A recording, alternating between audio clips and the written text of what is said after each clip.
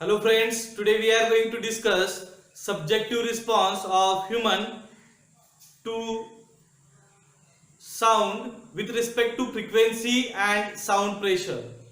As you know, the sound is a subjective phenomenon, but we have to study this in terms of quantity. That is, quantitative study is required here because we have to check sensitivity of human ear in terms of quantity. So when we are going to generate a machinery or any instrument, that instrument is making some sound. So what should be the range of that sound that source is going to emit, that we have to define first. So for this we need data in terms of quantity. So sensation of human being to a particular frequency range and particular sound pressure is required. As you know, in industrial noise control, we are focusing on the frequency range 63 Hz to 16,000 Hz, because below 63 Hz and above 60,000 Hz the sensitivity of human ear is less. So likewise we have to discuss in this video. Let us see frequency-dependent human response to sound. The frequency of an oscillating disturbance is equal to the number of times every second the disturbance passes from extreme position to other and back to original position. The number of cycles per second is called as hertz. The frequency of a simple pure tone sound wave is called as pitch of the tone. Now, these frequencies, some are audible and some are inaudible to us.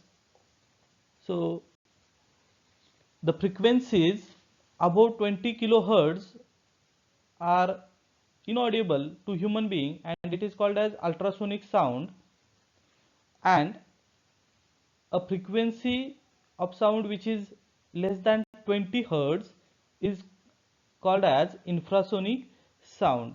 So the range in between 20 hertz to 20 kilohertz is generally audible to human being. So the frequencies above 20 kilohertz is called as ultrasonic sound. So acoustic energy associated with frequencies above 20 kilohertz is inaudible to human being. So sound above 20 kilohertz is called as ultrasonic sound. The sound in frequency range 15 kilohertz to 20 kilohertz may be audible to the people having sharp hearing.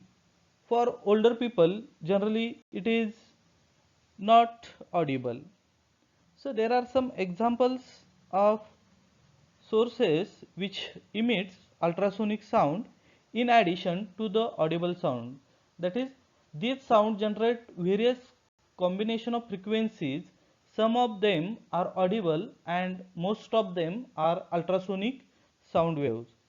So these examples are like jet engine, high speed dental drill, spinning machine, ultrasonic cleaners. Also, this sound wave can be used to detect void, cracks and discontinuities in structure and machine member. So this is what ultrasonic sound. Now let us see infrasonic sound. The sound which is less than 20 hertz is called as infrasonic sound. It is inaudible to human being, but it can be felt if the energy is sufficient strong. So this sound can be generated artificially or naturally. The naturally occurring infrasonic sound may be produced by wind, thunderstorm, earthquake, volcanic eruption, sea waves, etc. And if we see artificial examples or artificial source of sound which generates infrasonic waves are air conditioner, ventilation system, burning in boiler. So these frequencies can be felt but it cannot be audible to human being. Let us see frequency based hearing sensation to human being. Human auditory system is not good equally sensitive at all frequencies in the audible range. The sensitivity is quite good in the frequency range 1000 Hz to 4000 Hz. The sensitivity is maximum at 3000 Hz for people with normal hearing capacity. This is because resonance does occur at 3000 Hz. So measurements under resonance condition indicate that acoustic pressure level at the drum is about 10 decibel higher than that at the entrance to canal, that is ear. So resonance occurring being quite broad, significant gain in pressure are indicated over a frequency range of 2000 Hz to 6000 Hz. In the field of industrial noise control, we are primarily interested in the range of frequencies from 63 Hz to 16,000 Hz. The obvious reason is being that the sensitivity of human ear is greatly reduced below 63 Hz and above 60,000 Hz. Threshold of hearing. When there is no ambient sound in the room, the lowest sound intensity that can be detected at any particular frequency is known as the threshold of hearing or threshold of audibility at that frequency. Threshold of hearing is thus measured to assess the sensitivity of ear of an individual. It varies person to person and also depends upon age of the listener. So this is about listening. Now what is about human voice?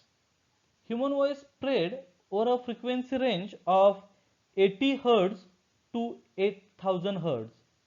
Human voice of frequency greater than 8000 Hz and smaller than 80 Hz is not common in practice. Therefore, any loss of hearing capacity of an individual in frequency range 15 Hz to 80 Hz and 8000 Hz to 16,000 Hz cannot be detected during human conversation. So, we can listen every conversation of human being. Now, let us see sound pressure dependent human response to sound. So practically, sound may be defined as the fluctuation in pressure in an elastic medium. However, actual sound pressure may be so small that sound cannot be heard until the pressure of sound is raised to required level. The maximum audible sound pressure for an adult with normal hearing capacity in the region of maximum sensitivity is 2 into 10 raised to minus 5 Newton per meter square, that is Pascal. Loudness of the sound increases if at a given frequency sound pressure is increased. When the sound pressure is increased to 20 Newton per meter square, that is 20 Pascal, the sound is so great that it can be felt. This is called as threshold of feeling. So 20 Pascal is called as threshold of feeling. As against this, there is a sensation of pain when sound pressure rises to 200 Newton per meter square, that is 200 Pascal. The sound pressure corresponding to threshold of hearing at 1000 Hz frequency is called as zero level sound pressure. Thus, the absolute sound pressure 2 into 10 raised to minus 5 Pascal, which correspond to threshold of hearing, is taken to be reference pressure. So this is how human being respond with respect to frequency and sound pressure. Now let us see.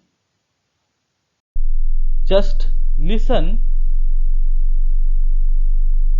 the frequency wise sound level in this video. This I have taken from YouTube. So just listen by using earphones.